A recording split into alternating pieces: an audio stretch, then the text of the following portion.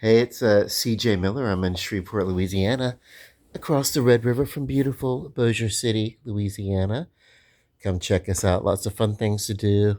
So I'm just laying around. I have been lazy today. Uh, my friend Mike, the last time we were at the gym, had me do this new exercise, this really, really crazy uh, thing that is like a weird, gigantic thigh master kind of thing or something, like an abductor, like a thigh abductor or adductor or abductor. I don't know. Whatever it is, it hurts. And I'm sore from it. So I really have just been laying around not doing anything. But, it's cool. I think I like it. I'm going to keep it into the routine though. Um, yeah. Oh, I know what I want to talk about. This is cool. This is cool. Oh, and I haven't even. That's how I'm so lazy. I haven't even really shaved. It's like, ugh. I'll go shave in a bit. I'm gonna go grab some coffee, uh, in a little bit. Yeah. So the big news on the horizon is that Warner Brothers they had their studio up on the selling block. It was up for sale. I don't know. They were like, you know what? If someone offers us enough money, we'll sell it. I think that was the thing. It's like they weren't going out of business. They were just like, hey, we'll sell if somebody wants to buy. I think that was the idea that I got for it. And because what it is I think they were going to kind of, I don't know. I don't know. They were looking to sell for some reason. I don't know if they were selling every single thing that was Warner Brothers or if they're going to split and keep like a piece of it or something like that. I don't know. But anyway, um, Netflix uh, won the bid, and so they're working out a deal. And then, of course, it's got to go through regulation to see if it's not going to be, whatever. It's a type of deal that uh, will be regulated. It's so large or something like that. But I'm thinking, would there be so much buzz at all? Would anybody care if instead of Netflix buying Warner Brothers, if Warner Brothers was buying Netflix, would anyone even care? Would anyone think to consider it? Because see, Warner Brothers is already big. Would they care? Could they just consider Netflix is streaming, right? They do produce content, um, but yeah, I don't know. I get it. Netflix still has the biggest share of the streaming market, but not by the giant, not by a giant margin. Like they were, as far as I'm concerned, um, historically, I think Netflix started to be like, okay, you go online and you put DVDs in your queue, and we will send you DVDs, and then later on, uh, not long after, it's like, okay, now we can stream, and you can pay for streaming. And we did that early on. We like, they were you could do both services. It was like actually it wasn't like two different services. There was like two things, but for one price. And then later on, the services they split. You could pay extra for the DVD and extra for the streaming, but it used to be you do all for one price. So that was when Netflix was, for me, at their best. You could stream, and then you could do the DVD through the mail and send it back or whatever. And believe me, uh, my family, we did all that. We watched, and then like we had just about everything that was cable on TV. We had just about everything that we could subscribe to. And then we also did Netflix. And whenever we started Netflix, we pretty much stopped watching all the cable networks, even the premium, stuff, for what was like, wow, we hardly ever. look at anything other than Netflix. Netflix used to be totally awesome, and then came along Hulu, and Hulu had a free service that you could maybe do like some classic TV and stream and everything like that. And I think they had a premium thing that you could buy into it, so that was kind of cool. But Hulu used to be free. What used to be free is now their lower tier subscription, by the way. But it used to be free, and it's still, if you catch them at the New Year's sales or whatever, you're gonna find some pretty awesome streaming. Like $1 a month, or I think maybe like $2.99 a month now or something. But whatever, those New Year's Eve specials or something, like the whole year. That's your best time to look at the Hulu kind of stuff. But and of course, we all of us that used to live in the same house, we all live in separate houses now, but we all share each other's accounts. You know, and that's um, you know. That's a cool deal, because technically, I mean, we're all still like family. We're all still family. We're all still connected in the heart, and we're all still one big house. Not really. I mean, we all live in different locations. We're not. We're different households and everything like that. But the fact is, it's like how my family works is, if one of us has and the other one has a need, then the one that has will step in and fill that need. Our family, we fight, we get irritated, we get pissed off at each other. Sometimes we'll go weeks, maybe even months, leaving each other alone. But really, when it comes down to it, we we cover each other. And so we're a lot of different economies, but we dip in and we help each other's shortfalls. Um, Most of the time, though, we've got our own. But if there's ever a time, that somebody is really in need, then we'll pull together, and we can at least band-aid over something, even if changes are on the horizon afterwards. Like, hey, we got you. You're gonna have to go someplace with some cheaper rent or something. You know what I mean? But yeah, we're good for it. We got each other like that, and so we don't mind sharing each other's accounts either. Most streaming services openly allow that. Yeah. Um, but yeah, Netflix. Yeah. So we did that. We just Netflix. I don't know. Netflix was awesome. Warner Brothers. The brand of Warner Brothers now used to be like, you had these big glamorous MGM and RKO, and Warner Brothers was the studio that made movies for the everyman, for the masses, for the people. They told stories that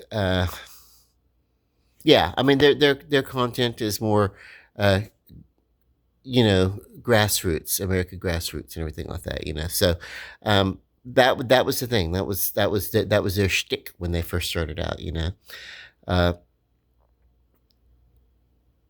of course, they have their big epics as long as as well as everybody else, and their giant stars and everything.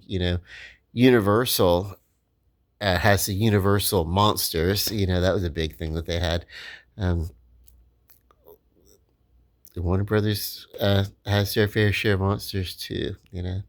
But yeah, yeah. I just think um, nobody would be really batting an eye if it were Warner Brothers buying out Netflix. It would be like, whew, farewell Netflix. But I think that because Netflix came later, uh, like in the 1990s, going into 2000s, uh, you know, uh, really, and an internet startup company. I feel that that's probably the reason that they're like, well, everybody's like, it's gonna mess up the industry or Hollywood or something like that. I mean, I have y'all paid much attention to what's going on in Hollywood? It's whew, yeah. Honestly, you know, I would love for creativity to really get a chance to be um, to come through. I'm a, I'm I'm kind of a new writer. Like, not really. I've been writing my entire life, but uh, outside of the occasional put a short story here, put a poem there, or something for some sort of local thing, or some sort of church thing, or some sort of this or that, or something. A theater newsletter or something. Aside from something like that, I am essentially unpublished, and I want to put out my first collection of poetry soon. I've talked about that, and that's not something that I would be able to do in any sort of conventional way. I live in Shreveport, Louisiana. If I were to take what I have to offer and to send it to every single publishing house that I could think of, first of all, I don't have the money to take my book and send copies of it to everybody, with the cover and introduce and everything, and basically go on a tour and basically uh, office knock to every, publisher to say, hey, will you take me on as a client? And I don't have to do that. So I can't, being that I just don't have that money to do that. Uh, I couldn't publish through conventional means. And I was even so desperate at one point that I was like, I'll just collect all the equipment and I will type up myself and Xerox copy and everything and basically I will manufacture and build and slack together my own books, and I will mail them. And I started buying the equipment to do that, uh, you know, complete, like, I'm talking about, like, I was gonna, page glue, book glue and everything. It was gonna be, and then it was like, this is ridiculous because I could just self-publish online or whatever. So I'm gonna end up doing that. Yeah. Uh, that's my next thing, because I've already got the book written. Just got to get it out there. But so I really could care less. And I love some of the intellect. I love the movies. I love the Warner Brother movies. I love the Universal movies. I love RKO. I love Paramount. I love all of it. I love, hell, I even love some of the Canon films.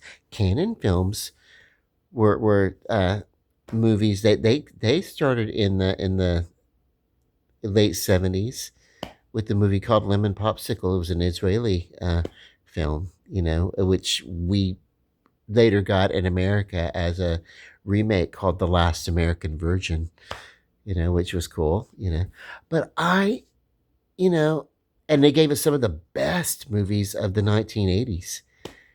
For a decade, it was canon. If you watched a movie, you were watching a canon film,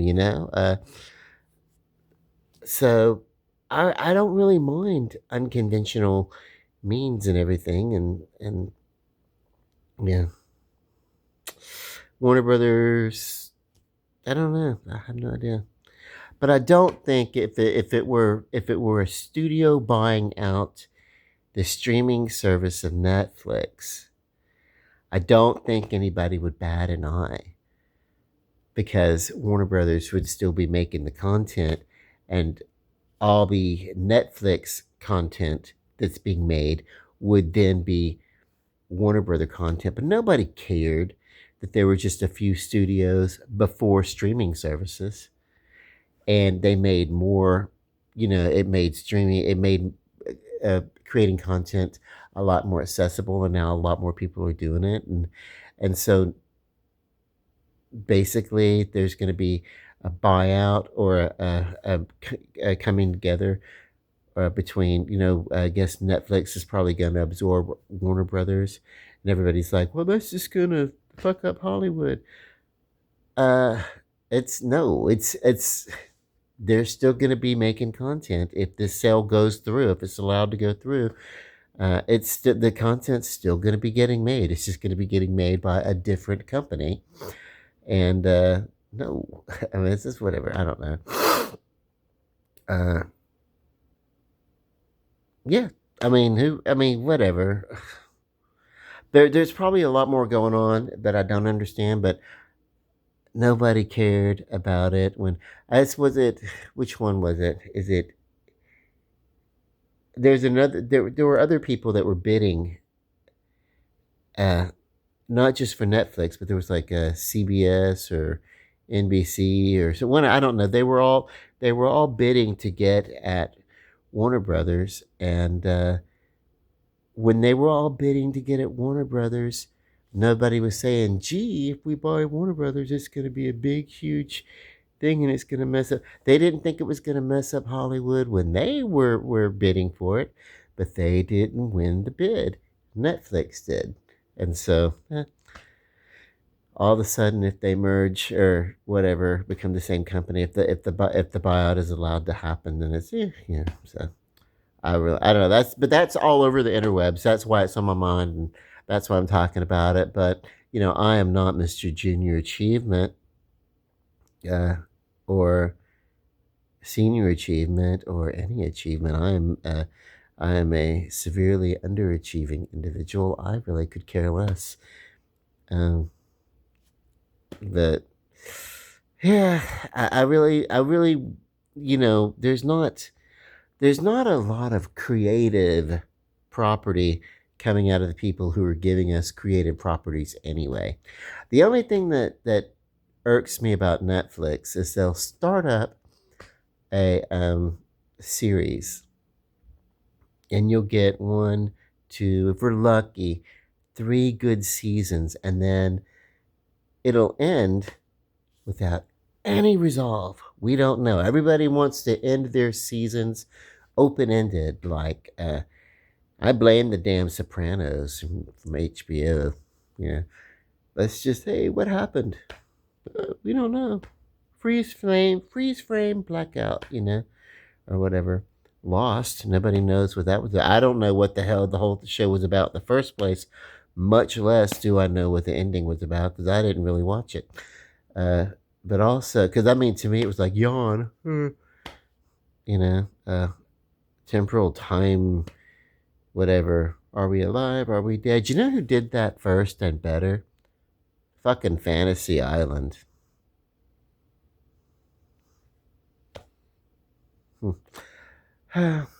Which basically was such a weird show in the 70s that it didn't need an explanation. We didn't know who Mr. Rourke was. We didn't give a damn. We didn't know who Tattoo was. We didn't give a damn. People just showed up. They got on the island. They got their fantasies granted. And and while that was going on, there were usually about three different stories running throughout each episode. They would go on and they would learn a lesson about themselves, and it was basically be careful what you wish for. It was kind of like that genie in the bottle kind of thing, giving you a genie out of the bottle, just giving you your wish, and then there's a twist to it, and you learn a lesson about it, and you become a better person ultimately. You know, so yeah, but whatever. Um,